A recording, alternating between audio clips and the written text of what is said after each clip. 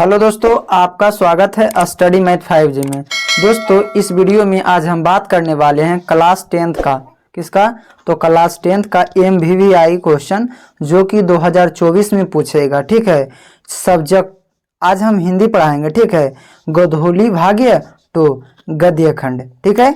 जिसका चैप्टर का नाम है श्रम विभाजन और जाति प्रथा। श्रम विभाजन और क्या? जाति प्रथा। इसका एक भी ऑब्जेक्टिव छोड़ने वाले नहीं है। ठीक है। बस इतना पढ़ लेते हैं तो आज के बाद आप लोग को दिक्कत होगा नहीं। ठीक है। चलिए वीडियो को शुरू करते हैं।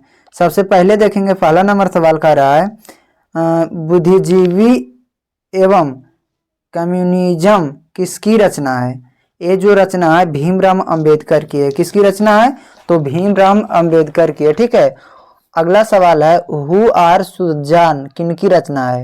हु आर सुदर्जान किनकी रचना है? तो ये भी किनका है? तो भीमराव अंबेडकर की है। ठीक है। चलिए अब देखते हैं अगला सवाल। अगला सवाल क्या कह रहा है? कह रहा मानव मुक्ति के विरोधा किसे कहा जाता है? तो मानव मुक्ति का विरोधा किसे कहा जाता है? तो भीमराव अंबेडकर को कहा जाता है। किनको कहा जाता है? भीमराव अंबेडकर को कहा जाता है। ठीक है। अब अगला देख लीजिए, चौथा नंबर सवाल, भारत में जाति प्रथा का मुख्य कारण क्या है? भारत में जाति प्रथा का मुख्य कारण है बाबू बेरोजगारी। क्या है? बेरोजगारी, जो कि भारत में बहुत ज्यादा बेरोजगार हैं। ठीक है। तो बेरोजगारी क्या है? मुख्य कारण है। ठीक है। चलिए अब देखते हैं अगला सवाल। कह रहा है 5 नंबर सवाल में जाति प्रथा स्वामिक विभाजन नहीं है क्यों? तो स्वाभाविक विभाजन इसलिए नहीं है बाबू, यहाँ पे जो रुचि पर आधारित नहीं होने के कारण स्वाभाविक नहीं है। ठीक है। जैसे कोई भी धोबी है तो धोबी का काम कपड़ा धोने का काम करेगा। ठीक है। नौआ है तो बाल काटेगा। ठीक है। ये सब जो है रुचि पर आधारित नहीं है कि हमको आ रहा है वो काम करने के लिए तो दूसरा काम कर सकते नहीं। आप धोबी हैं तो कपड़ा धोइए, इस प्रकार के हैं। ठीक है। इसलिए कहा जाता है जाति प्रथा स्वाभाविक विभाजन नहीं है क्यों? तो रुचि पर आधारित नहीं होने के कारण। ठीक है। चलिए अब देखते हैं अगला सवाल। अगला सवाल का रहा श्रम विभाजन और जाति प्रथा के लेखक कौन है? श्रम या विभाजन और जाति प्रथा के लेखक है बाबा साहेब भीमराव अम्बेडकर। कौन है? बाबा साहेब भीमराव अम्बेडकर। अगला सवाल देखते हैं, कह रहा लेखक की दृष्टि में विडंबना की बात क्या है? लेखक के दृष्टि में बाबू विडंबना की बात जो है जाति के पोषकों की कमी नहीं है। ठीक है। अभी भी क्या कर रहा है? जाति बात कर रहा है कि अरे छुआ जाएंगे, ये धोबी है, शमार है, ये मतलब अलग अलग के किस्म के जो होते हैं, ये सब में क्या होता है? छुआछूत अभी भी है। इसलिए कह रहा लेखक की दृष्टि में विडंबना की बात क्या है? तो जाति प्रथा में पोषकों की कमी अभी तक क्या है? कमी नहीं है। ठीक है। चलिए अब देखते हैं अगला सवाल। अगला सवाल क्या कह रहा है? कह रहा लेखक की दृष्टि में आदर्श समाज कैसा होना चाहिए? देखिए लेखक की दृष्टि से आदर्श समाज जो होना चाहिए जिसमें स्वतंत्रता हो, मतलब एक साथ हो, समानता और भावृत्व का भाव हो, मतलब भाईचारा की तरह होना चाहिए। ठीक है। चलिए अगला सवाल देखते हैं, 9 नंबर सवाल। कह लेखक बेरोजगारी का प्रमुख और प्रत्यक्ष कारण किसे मानते हैं? देखिए लेखक बेरोजगारी का प्रमुख या प्रत्यक्ष कारण किसे मानते हैं बाबू? तो जाति प्रथा को मानते हैं। किनको मानते हैं? तो जाति प्रथा को मानते हैं। ठीक है। चलिए अब देखते हैं अगला सवाल। कह रहा है 10 नंबर सवाल में अंबेडकर की दृष्टि में भाईचारा का वास्तविक रूप कैसा होना चाहिए? देखिए अंबेडकर की दृष्टि से भाईचारा का वास्तविक रूप होना चाहिए दूध और पानी के मिश्रण की तरह। किसके तरह? दूध और पानी के मिश्रण की तरह। ठीक है। चलिए अगला सवाल देखते हैं। कह रहा भारत में संविधान के निर्माण में महत्वपूर्ण भूमिका किनकी है? किसकी है बाबू? तो भीमराव अंबेडकर की है। किसकी है? तो भीमराव अंबेडकर की है। ठीक है। चलिए अब देखते हैं अगला सवाल। कह रहा है सभ्य समाज की आवश्यकता क्या है? सभ्य समाज की आवश्यकता है श्रम विभाजन। क्या है? श्रम विभाजन। ठीक है। चलिए अगला सवाल देखते हैं, निम्नलिखित में रचनाओं में से कौन सी रचना डॉक्टर अंबेडकर की है? तो डॉक्टर अंबेडकर की देखिए द कास्ट ऑफ इंडिया भी है, द एंजेलवर्स यू आर दे और हु आर सुधराज। इनमें से सभी जो हैं कौन लिखे हैं? तो डॉक्टर भीमराव अम्बेडकर लिखे हैं। ठीक है। चलिए अगला सवाल देखते हैं। कह रहा आधुनिक सभ्य समाज श्रम विभाजन को आवश्यकता क्यों मानता है? इसलिए मानता है बाबू कार्य कुशलता के लिए मानता है। किसके लिए मानता है? तो कार्य कुशलता के लिए मानता है। ठीक है। चलिए अब देखते हैं अगला सवाल। अगला सवाल क्या कह रहा है? कह रहा है श्रम विभाजन और जाति प्रथा का पाठ बाबा साहेब के किस भाषण में संपादित है? अंश है। ठीक है। तो किस भाषण में हुआ? Analysis of caste. Annihilation of क्या, कास्ट है। ठीक है, चलिए 16 नंबर सवाल देखते हैं। कह रहा प्राथमिक शिक्षा प्राप्त करने के बाद अंबेडकर उच्चतर शिक्षा मतलब उच्चतम शिक्षा प्राप्त करने के लिए कहाँ गए थे।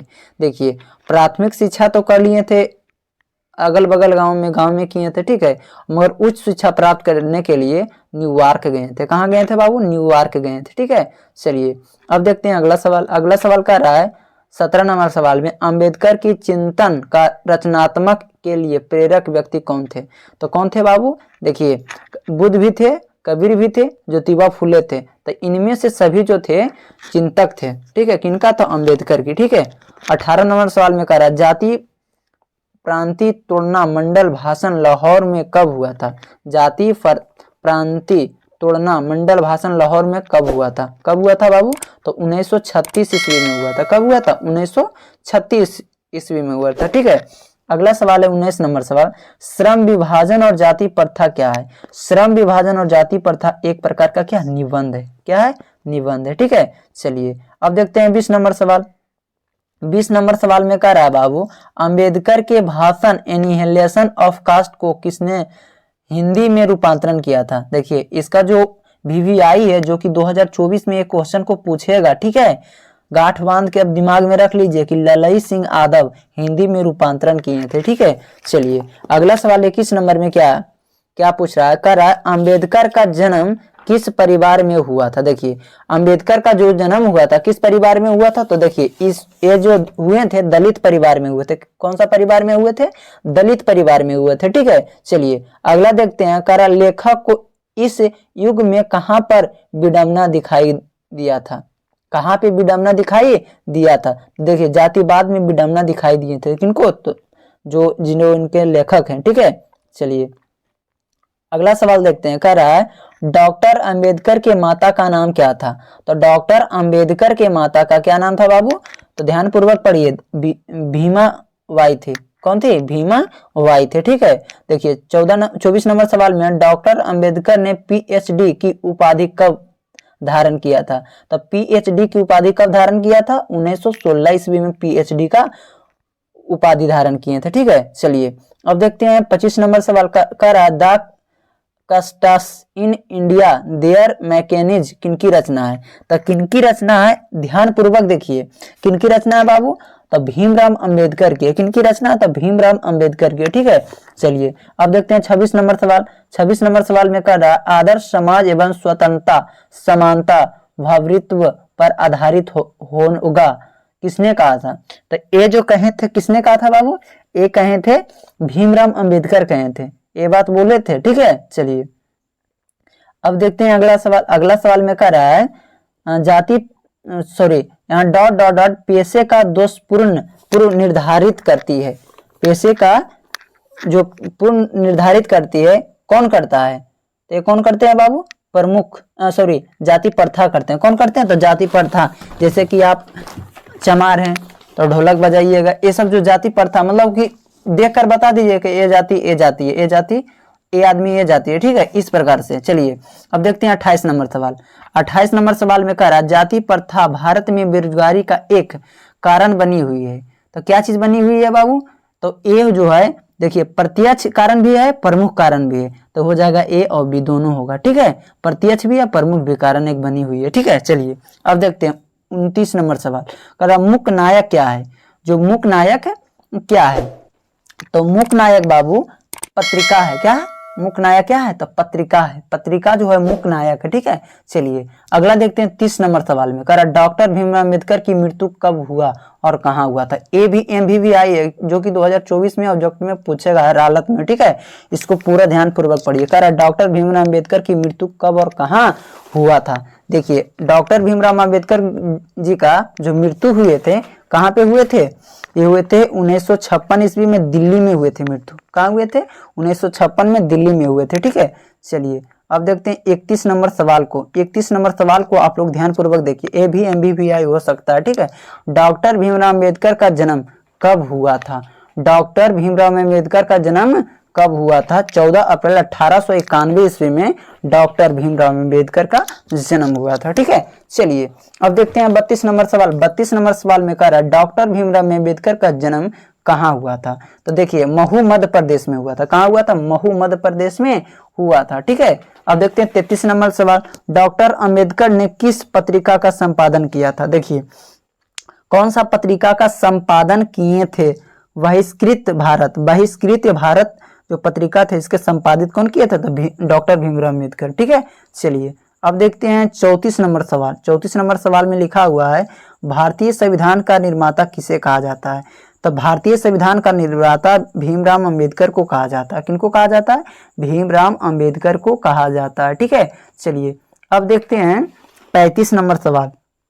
35 नंबर सवाल में कह रहा है डॉक्टर अंबेडकर का वक्तव्य हिंदी के कितने खंडों में प्रकाशित की गई है? ठीक है, तो इन्हें 21 खंडों में प्रकाशित की गई है। ठीक है, चलिए अब देखते हैं 36 नंबर सवाल। 36 नंबर सवाल में कह रहा है आधुनिक सभ्य समाज का कुशलता के लिए किसकी आवश्यकता मानते हैं? तो किसको आवश्यक मानते हैं बाबू? ये मानते हैं श्रम विभाजन को आवश्यक मानते हैं। ठीक है, अब देखिए कह रहा है 37 नंबर सवाल में डॉक्टर अंबेडकर के पिता का क्या नाम था? देखिए डॉक्टर अंबेडकर मतलब डॉक्टर बाबा जो अंबेडकर हैं उनके पिताजी का क्या नाम थे? इनके पिताजी रामजी सकपाल थे। कौन थे? रामजी सकपाल उनका पिताजी का नाम था। ठीक है, चलिए अब देखते हैं 38 नंबर सवाल। जाति प्रथा श्रम विभाजन के साथ साथ किसका रूप लिए हुए बैठा है? देखिए किसका रूप लिए हुए बैठा है? ABMBBI हो सकता है। ध्यान पूर्वक देखिए श्रम विभाजन का किसका? तो श्रम या विभाजन का रूप लेकर क्या है? बैठे हुए हैं। ठीक है, चलिए अब देखते हैं 29 नंबर सवाल। कह रहा है डॉक्टर भीमराव अम्बेडकर ने किस प्रथा को आर्थिक पहलू से भी खतरनाक माना है?